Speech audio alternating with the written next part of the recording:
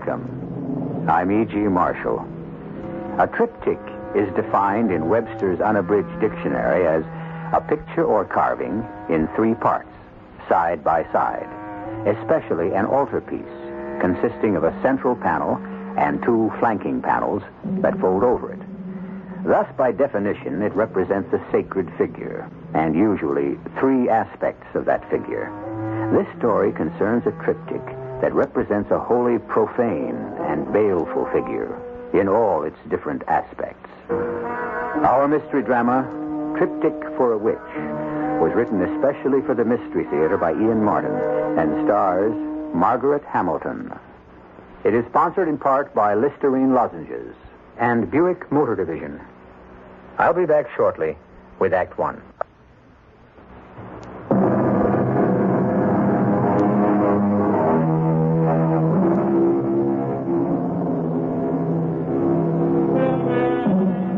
In many cultures, the aged had a function and were treated with reverence and respect.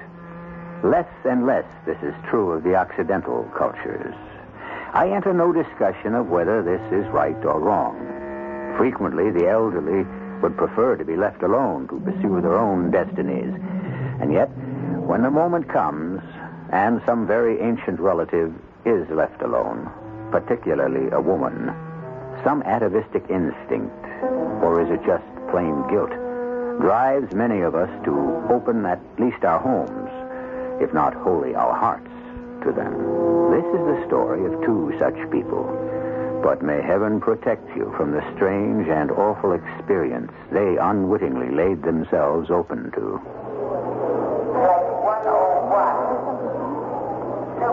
Well, Joan, as the governor of North Carolina said to that other guy, this is just about it. Did I know my great-grandfather was going to get married again just before he died? And here I thought I was marrying an orphan. Now I find out you tricked me. Oh, I just forgot about Charlie. He's 60 years older than me. I didn't even know he was still alive. Oh, but she wrote such a sweet letter. There isn't anyone else who's family. So the least I can do is help out poor old Charlie's widow till she finds out what she's going to do. Okay, no sweat. How old is old Charlie's widow anyway? Search me.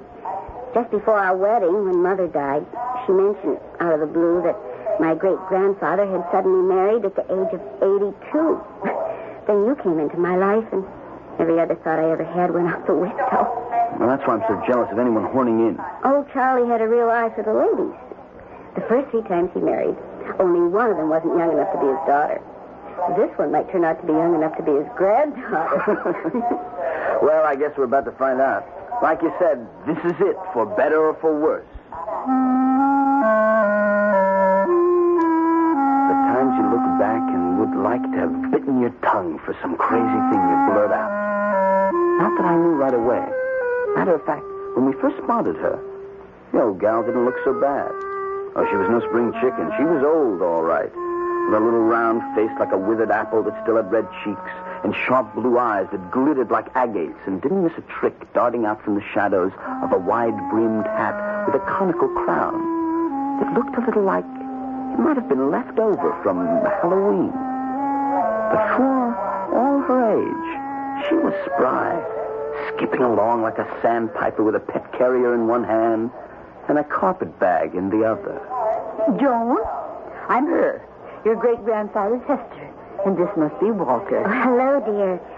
How did you know us? Know you anywhere. Spitting image of Charlie, only prettier. Here, let me take those heavy things from you. Oh, then, sakes, no problem. You can have the bag. I'll hang on to Smokey. He likes to stay real close. Smokey? My cat. Oh. You're on your tone again. Just want to get Captain Jack out of my pocket before he stirs up a real... Some of the words... That's a damnation. It talks. Of course he talks. He's a parrot.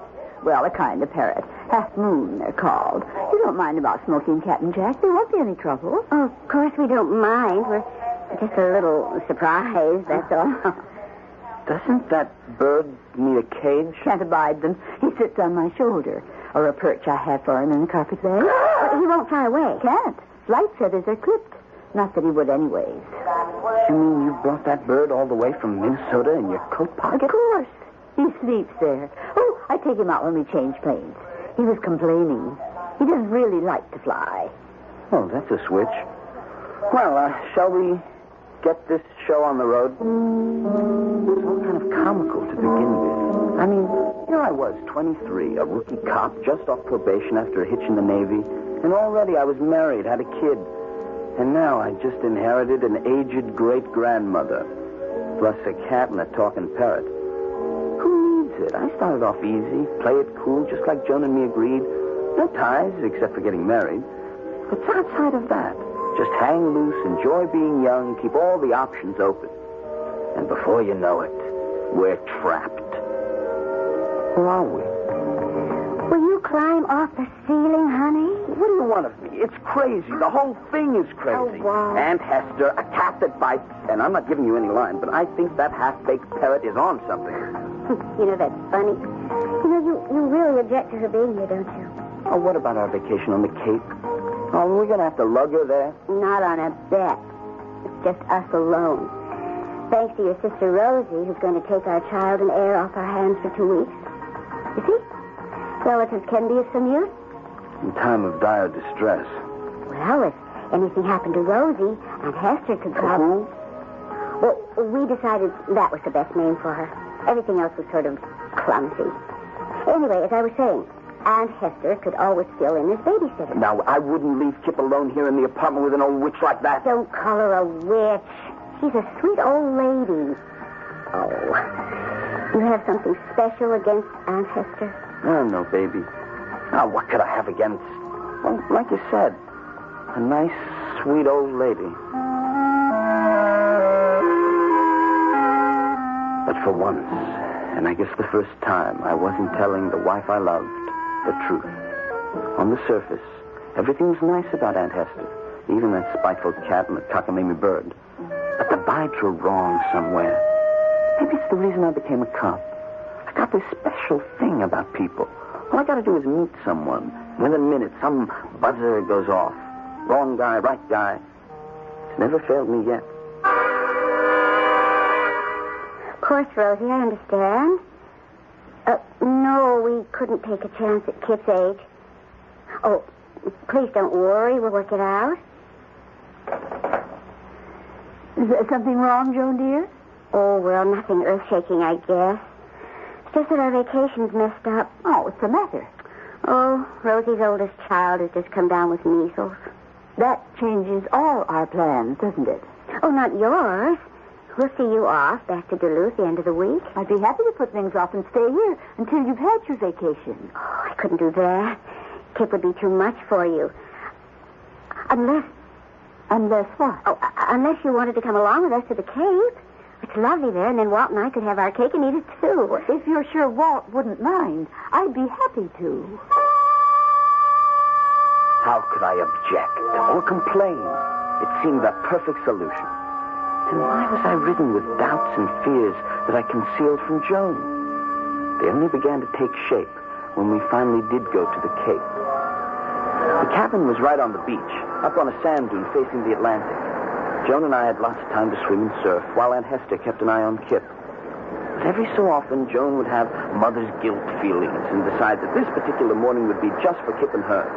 And on one of these mornings, I had gone beachcombing, and on the way back had stopped for a rest, half covered by sea grapes, and had fallen asleep. Of a sudden, some inner time clock woke me, and I was looking towards the beach where I saw Smokey the cat prowling and pawing in the receding tide as if he were harvesting. I got to my feet. My eyes, even after sleep, were still partially sun-blinded, and headed down to the water. As I came near, that cat looked around and, seeing me, suddenly billowed out to Aunt Hester's plumpness. Barefoot and bare-legged, her skirts kiked up to her knees. Aunt Hester! Why, hello, Walt. What on earth are you doing here? Me? Oh, just gathering some seaweed. Hi. Funniest thing. From a distance, well, it seems silly to say it, but you look like Smokey. My cat? For land's sake. How would a cat go near seawater? You look pretty sunburned. Maybe you got a little too much sun. You feel all right? Yes, I guess so. What do you want the seaweed for? One my little secret. Maybe we better get on back up to the house and let you and your pretty Joan go picnicking while you got the chance. The chance? You know what I mean. Summer's growing short. Not much time left. An innocent enough remark, surely. It was growing short, and soon we'd have to get back to the city. But why did it have some sort of eerie significance to me? Why did I feel a long run of cold fingers down my back? The uneasy-queasy feeling a cop gets every time he has to draw a gun to protect himself. Sorry the weather turned sour on us, Joan. We'll be back to shore before the squall. Oh, I don't care about the weather. We've gotten duck before and thought it lots of fun. Don't you want to get home? Me? Sure. How about you? Oh, yeah, well, where else? Well, I don't know. You don't seem to like your home much since my Aunt Hester came around. Okay. You want to lay the cards on the table? I don't. And why not? I don't know how to tell you. I used to read books about the hackles rising on someone's neck. I never knew exactly what it meant. I do now. Well, how could you? You have to have feathers like a bird or hair like an animal. I feel as if I do. Like Smokey or Captain Jack. The unholy three. And now when she puts that hat on, she looks just like a witch. Oh, wow. How can you say something like that about somebody as sweet and helpful as Aunt Hester? I don't know. It just doesn't make any sense. Except like this afternoon, the cat. Well, what would Aunt Hester be doing gathering seaweed? That. Well, maybe you haven't noticed, but the impossible has happened. In spite of vitamins, health pills, everything we take, I've been catching a cold. Aunt Hester says she has an old-fashioned remedy for it. Homeopathic. A tea made from seaweed. Joan? What? I want you to promise me something. What? Don't take any of that tea. Oh, but darling. I want to promise. On your love for me, don't touch that tea. All right. Don't blow your cool. I'm with you. You're the man that calls the turn. If Joan was puzzled at me, so was I at myself. What was it? This subconscious fear that slowly was invading me. What was I afraid of? A little old lady and a cat and a bird she tended as carefully as our child. But some wild alarm bell was ringing deep in the pit of my stomach, and my police training reacted instinctively. That night, through the precinct station, I put some queries on the wires, and I picked up a sample of the seaweed and airmailed it to the police lab. Duluth police confirmed Charles Harrod Higby died when his house burned down on date named. Also killed in fire was his wife of less than 12 months, Hester Combs Higby, née Channing. Both buried Sunnyside Garden Cemetery. No known relatives. Funeral expenses covered by estate. No residue. My ESP working again. This time when I least wanted it. If Joan's Aunt Hester was dead, who was this stranger in our home? What did she want? And then, the clincher. Hello? Walt, it's Jake. Hi, Jake. What you got? On this junk you mailed me for analysis. Yeah, the seaweed. Well, that's what it is, all right. Seaweed. Nothing but a simple fungus. Is it poisonous? Absolutely not. Wouldn't harm a fly, and unless, of course... Unless what, of course? It's kind of nutty, you know, but it's a special fungus in a way. Oh, now, come on, Jake. Let me have it. I feel kind of silly, Walt. I mean, it's only because ever since Maud died, I'm kind of like Dickens, an old antiquarian, and I read up on offbeat subjects. Like what? Well, this particular seaweed. In the Middle Ages and all like that, it was like, you know, frog's eyes and bat's fur and all the junk that got boiled up in a cauldron when someone wanted to mess around with black magic. I mean, kind of crazy even to mention it, but since it worries you so much, there's no chance you got a witch somewhere in your house, is there? The first side panel of the triptych. Hester Higby, from Walt's point of view. A hazy picture, not yet formed, but an icy fear gripping at his vitals. Truth or fancy? That will have to wait Joan's evaluation, at least, and events beyond that. I'll return shortly with Act 2.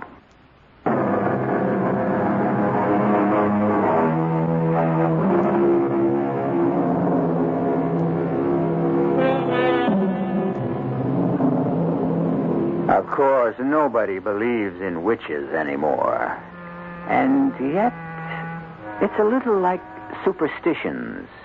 Nobody believes in them, and yet, do many of us like to have a black cat cross our path?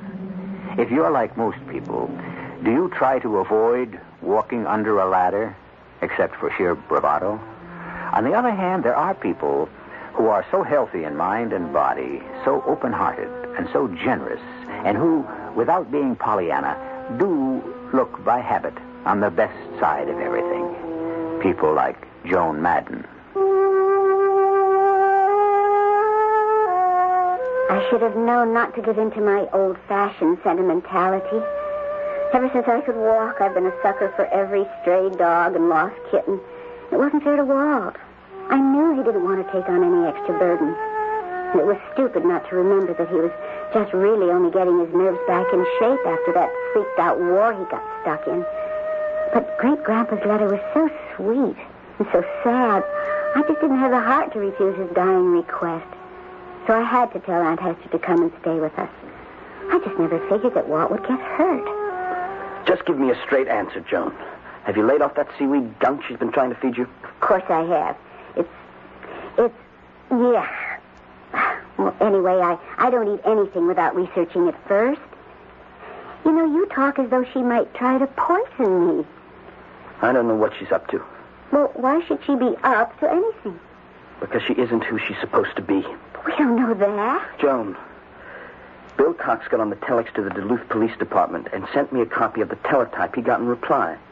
Your great-grandfather's wife got incinerated with him when his house burned down. No, she didn't. Joan, let's not kid around. I got this through police channels. Well, so even the police can make a mistake, just like you. What's that supposed to mean? Well, I mean, you haven't given Aunt Hester a chance to tell her side of the story. Okay. Let's do that little thing right now.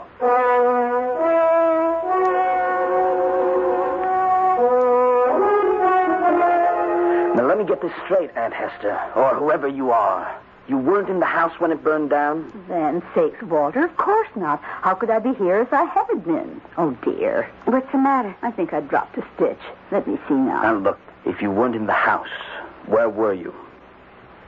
I don't think I want to say. Why not? It's sort of important. I suppose it could be made to be. Dear me. He was such a good man and kind, but weak and terribly careless. Oh, it's beginning to get dark, isn't it? I'll turn on some lights. Oh, no. First the windows, the drapes, and the shutters. Oh, I'm sorry, I forgot. There, you see? You like that better? Ever so much. The night must always be shut out, especially here. You can put the lights on now if you want. I'm still waiting for an answer. From me? Oh, yes, about the house burning down. Oh, dear.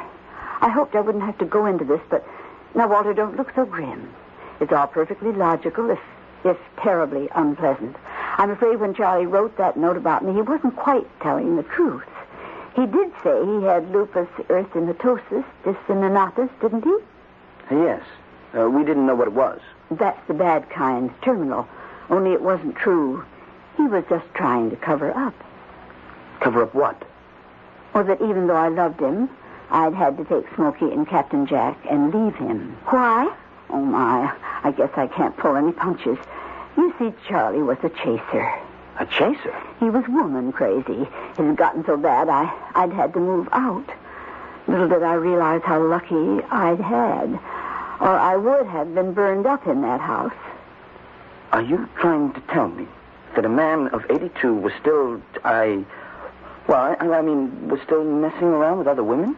You better believe it, son. And he had another woman with him when the house burned down? I'm sorry to blacken his name for you, Joni, but that's about the size of it.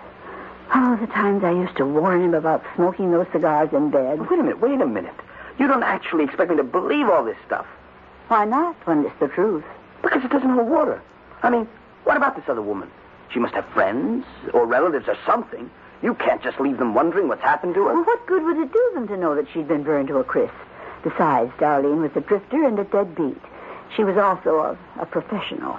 Nobody will miss her. Well, but, Aunt Hester, what about the estate and... Well, there wasn't any estate. What money we had was mine. Yes, but the house, the insurance... I didn't own it. Charlie had no insurance. Yes, but you've thrown away your identity. You can't even get Social Security or... I won't be needing any of it.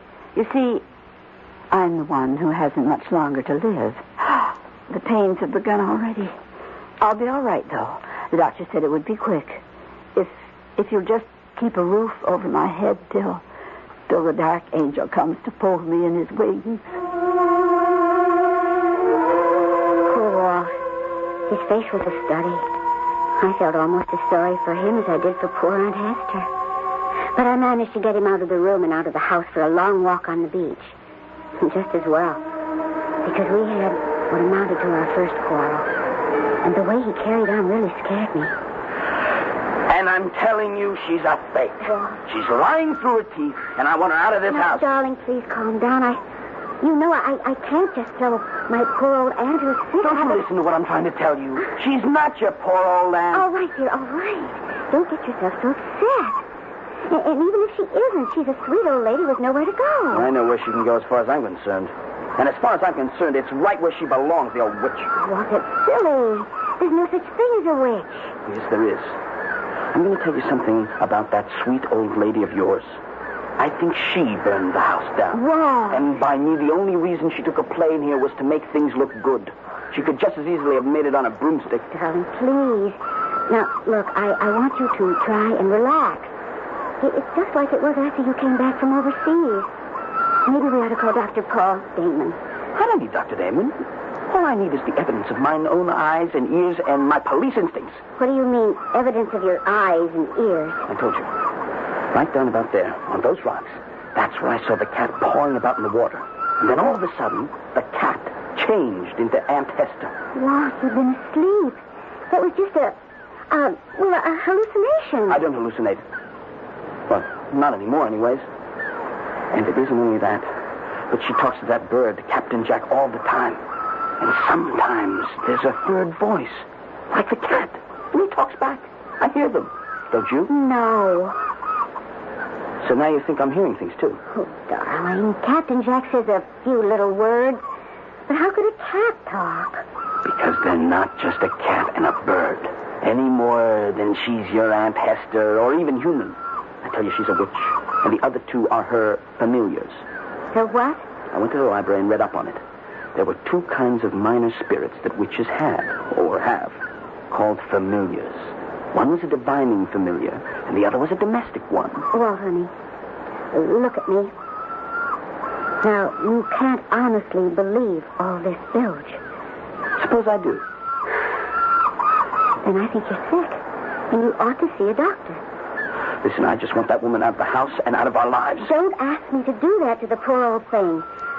Look, what could she want from me? How could she hurt me? I don't know. You can see from the way she treats Kip how harmless and well-meaning she is. Kip? Oh, good Lord. Maybe that's what she's after. The baby, and we left her alone with him.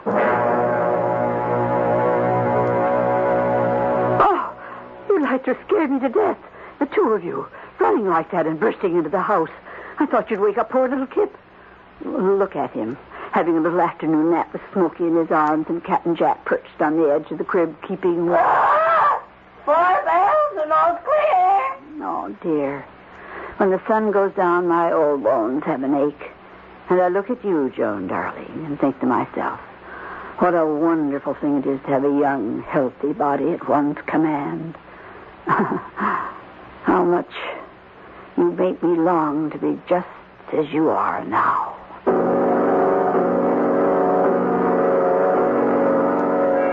But where are you going, Walt? I'm going into town to nail this thing down once and for all. How? I can use the police teletype, and I'm going to get a court order from the Duluth Police Department to exhume the remains of whoever died in that fire. Once and for all, I mean to find out just who and what it is we have living in our house. And, darling, I want a promise from you. What? Don't you leave Kip alone for 1 minute while I'm gone. Oh, Walt, you're not really serious about this. I was never more serious in my life. Because if that woman represents a threat to you or our future, I wouldn't hesitate for a moment to wipe her off the face of the earth. And that's the reason, just as soon as Walt was gone, I called Dr. Damon. Because the way I saw it, what was wrong around our house was my poor husband. He was back in a tailspin just like after the war. He was round the bend. Somehow I had to find a way to bring him back.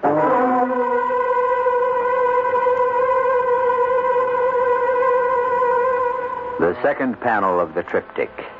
Is Joan right? Has she reason to be worried about Walt?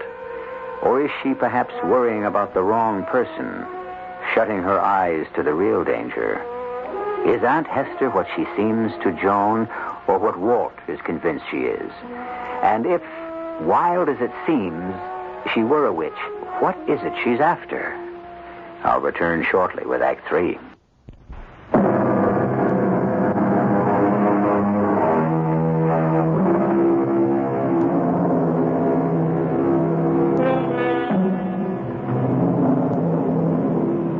And now, at last, for the central panel.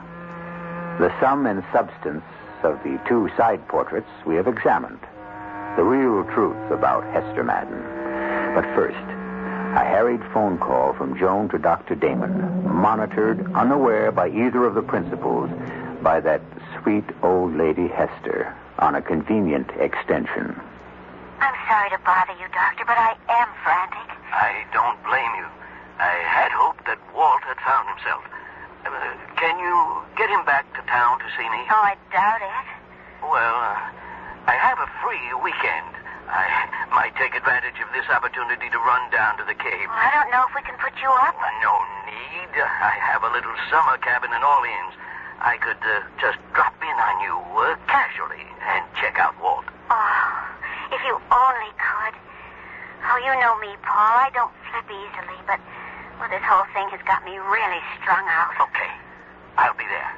Count on me. Just give me directions. May you roast in hell forever, Dr. Damon, if you try to cross my path, psychiatrist. Roast him in hell. Roast him in hell. Quiet. How much time do I still have? Not much. The moon is full this weekend. And your houses will be in conjunction. Time to make the change to her. Now, can I, Smokey, if she's not prepared? Give me the dried seaweed.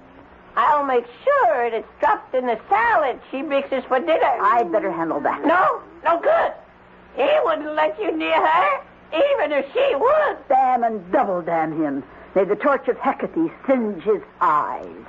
Her spear ripped through his vitals, and her hounds run him down and tear him to pieces. If it weren't for him, it all would have been so easy. Maybe it would be better to move as soon as possible, even right now while he isn't here. No, well, that would be taking too much of a chance for all of us. She's right. Yeah. We exist only as long as you do. Why should I care about you? You're only projections of me that I can snuff out like a candle if I wanted. And be all alone without your familiars to understand and serve you. And if you did send us to eternal nothingness, our voices would still carry to tell them the truth. But you did not die, as you want them to think. He would come back to reclaim you for his own. No! You wouldn't do that to me. As long as you don't do anything to us. My true name is Nergeist, and I am the oldest order of witches, the witches of the sea. I was born before the world began, and my span of allotted years were 7,007. But when at last my time came to return and mingle as a nameless droplet among the uncounted of the great oceans, I could not bring myself to obey the law. To escape my avenging sisters of the sea, I had to find an earthly body to house my spirit. I called on all the ancient arts, magic, divination, astrology, enchantment to find a young girl whose sign was my sign, whose birth date reflected the conjunction of our houses, the ascendancy of whose planets and stars matched my own. Every 2 generations, As the body I have possessed begins to disintegrate with age, I have found countless times a new one to possess. The alternative is too hideous to contemplate. I need the body of Joan Madden, and nothing shall stop me from invading it and making it my own.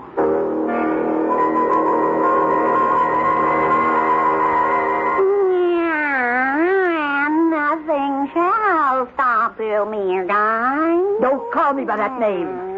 Forgive me, yes, darling. How can I afford to wait? Divine me now, Alebka. What is the man Walter Madden doing? He is arranging for an order to exhume the bodies, to examine the one of the women who died in the fire. You don't want me to see any further? As far as you can. The skull was not destroyed. They will find where you struck her and killed her. And by the teeth, they will know her as someone other than you. They will look further and find the fire was set by someone, and they will start to look for you. I knew it.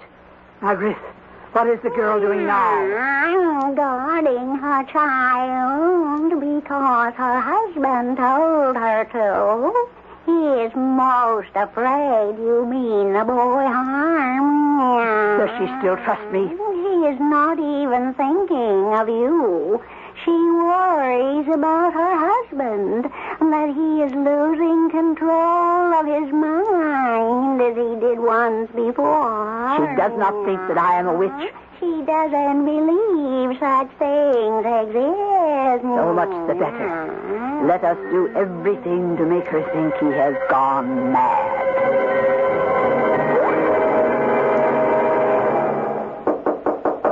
Who is it? It's Aunt Hester, dear. Oh, just a minute. Is anything wrong? Why, no, dear. That's what I was going to ask you. Kip's asleep. Oh. Everything all right? Of course. Why shouldn't it be? Oh, no reason. Except it isn't like you to shut yourself away.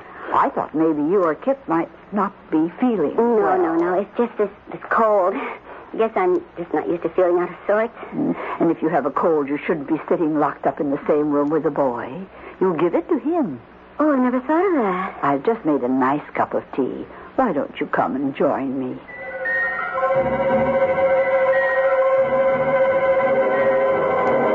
Following her downstairs, I could feel the saliva thicken in my mouth with envy. I was never more conscious of arthritic joints, the sagging flesh, the muscles that barely had vitality enough to respond to the message of the brain. There in front of me was that shining hair with a natural curl, the lithe muscles rippling just under the skin, the easy, jaunty step that had no fear of the treachery of steps to the old and feeble. Just as we reached the bottom of the stairs, the front door was thrown open hurriedly, and Walt came in. Joan, you all right? Of course. Aunt Hester and I were just about to have a cup of tea. Will you join us? Where's Kip? I left him upstairs. He's asleep. Maybe since it won't be too long till dinner, you'd rather have a drink, huh? No, I want to talk to you. Why don't you let me attend to dinner, dear? Why don't you just go in the back, Aunt Hester, and stay in your room? Walt. Just let me handle things. Of course. I'll go right now. I wouldn't want to be in the way. All right, Smokey, you'll get your dinner. But we're all going to have to wait. Walter just isn't feeling himself tonight. Put him in Section 8. Put him in Section 8.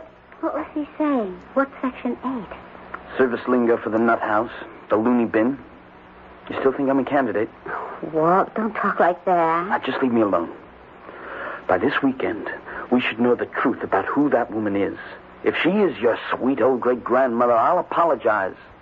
But if she's what I think she is, if she means any harm to you or Kip, so help me, I'll murder her.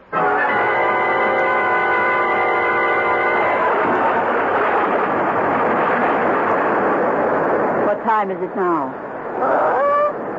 9 on to 8 bells, midnight, and high tide. Then we must act before then. How to get Joan alone. How to subdue her so I can have the power to take possession. Someone's at the door. Wait. Walter is answering, and Joan is in the kitchen alone. This may be our chance. Shh. I want to hear what they're saying. Paul Damon, what are you doing? Well, come in. Come out of that terrible weather.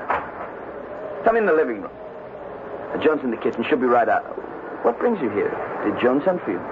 Never mind that now, huh? All right, come on. Don't try to sidestep. I suppose she thinks I'm blacking out again. If you'd shut up for a moment. No matter what brought me here, the weather is all that matters now. I've been listening to the radio driving up. Blackwater Dunes here is headed for the highest tide in history. There's more danger to you and your family from the elements outside than any foreign element you fear may be loose inside. Shh, watch it. Let me close the door before we talk any further. They're in the living room. And your place in the kitchen. It's now or never. Come. Yes, Aunt Hester. What is it? Why are you looking at me like that? In the name of the Bornless One that discreate the night and the day, in the name of Iabash, in the name of Ptah and Kem, I abjure thee not to move. Oh, my God, protect me. What was right? That's it.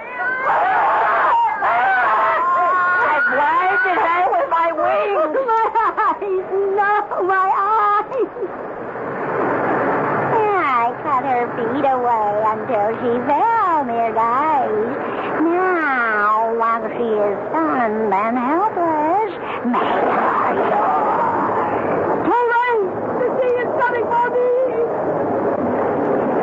What's going on here? And Hester, what are you doing? Grab her, quickly. Don't let her lips touch Jones. Leave her alone. Don't touch my wife. Lord, what is it? She... And Hester just came up on my hand. Look. Six of her. Let's skip and run before the sea swamps us all.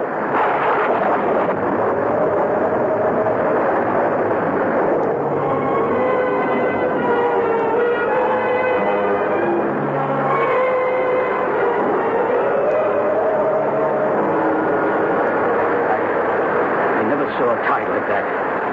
Came in like a giant hand and swept everything away. You all right, Joan? Oh, I think so. Oh, thank the Lord you came in time, Paul. Even if it was for the wrong reason? What does that mean? Joan thought you needed psychiatric help. No, I can't blame her. Anyone who wanders the labyrinths of the mind has to be familiar with ghosts and witches and everything that haunts our dreams, waking and sleeping. There is a phenomenon I know from all my reading that never ceases to haunt me. Even me, who has to deal with the fragmentation of personality so much. Fragmentation? You mean what happened when I tried to grab Hester or whatever she was? I'll never forget that sight. A little black, rusty woman who broke up into countless numbers of other little rusty women in black dresses, all mirror images running in every direction at once. Projection of image.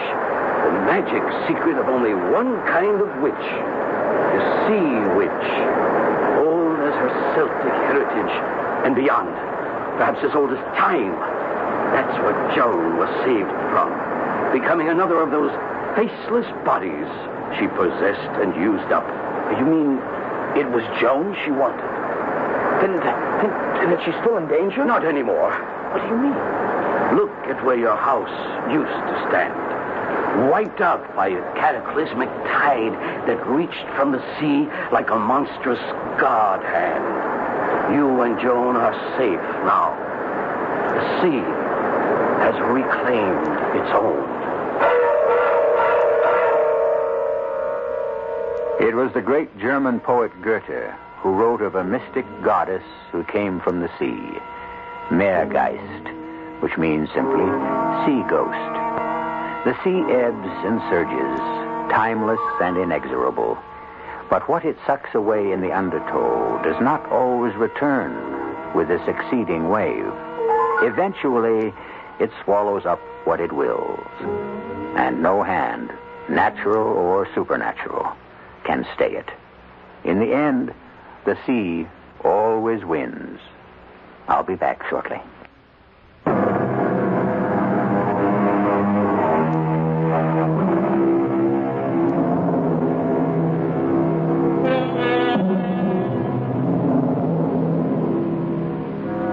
It was Malcolm in Macbeth who said of the end of the Thane of Cawdor, "I saw him die.